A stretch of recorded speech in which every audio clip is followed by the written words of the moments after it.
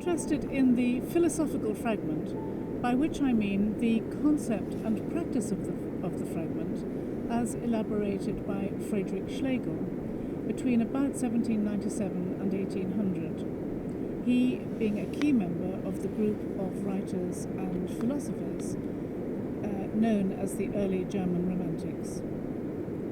Schlegel developed new ideas on how creativity and art might come into being through radical concepts of thinking, modes of writing, and especially through his idea of the fragment. These were often elaborated and published in the Athenaeum Journal, founded in 1798, and were written expressly as fragments.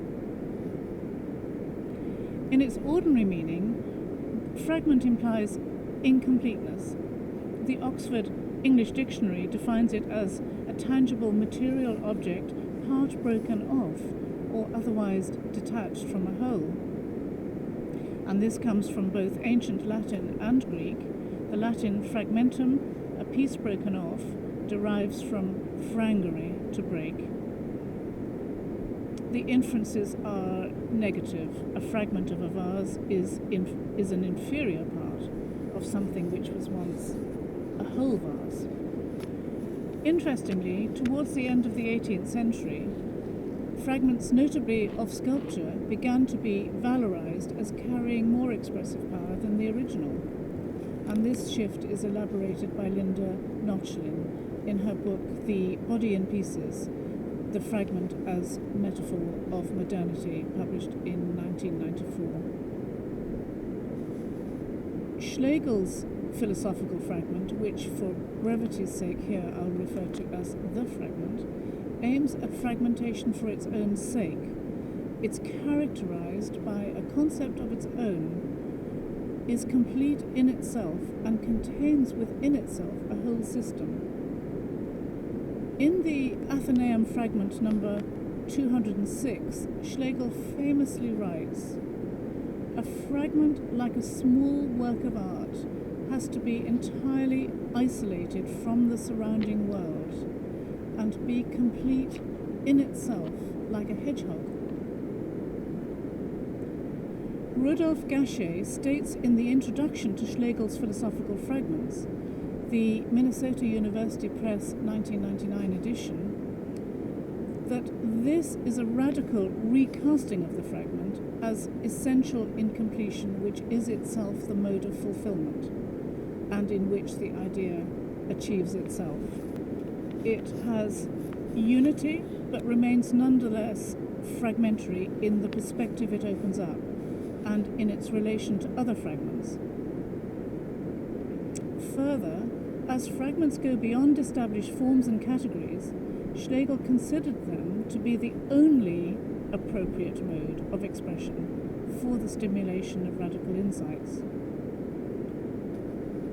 Thus, according to Schlegel, the romantic kind of poetry, and here Schlegel means poesy, a generic term for all creativity, including visual arts, is still in the state of becoming, and that, in fact, is its real essence. That it should forever be becoming and never be perfected. It is the only one that is more than a kind, that is, as it were, poetry itself.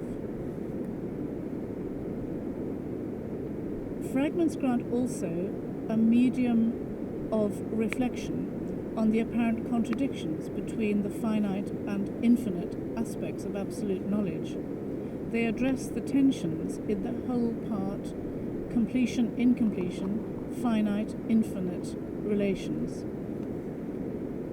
Gachet emphasizes this concept of fragmentation as constituting the properly romantic vision of the system, in which totality is both finite and plural at the same time, the absolute in the form of the singular. As Schlegel regards the notion that truth might be known as a whole as both necessary and impossible. He writes, "It is equally fatal for the mind to have a system and to have none. It will simply have to decide to combine the two." In aesthetic theory, Theodor Adorno framed the fragment in relation to visual artists as that part of the totality of the work that opposes totality, and artists discover the compulsion towards disintegration in their own works in the surplus of organization and measurement. Schlegel's recasting of the fragment, therefore, as essential incompletion, which is itself the mode of fulfillment, and in which the idea achieves itself, was revolutionary because it offered a new medium and practice for creativity, capable of stimulating radical thought and change.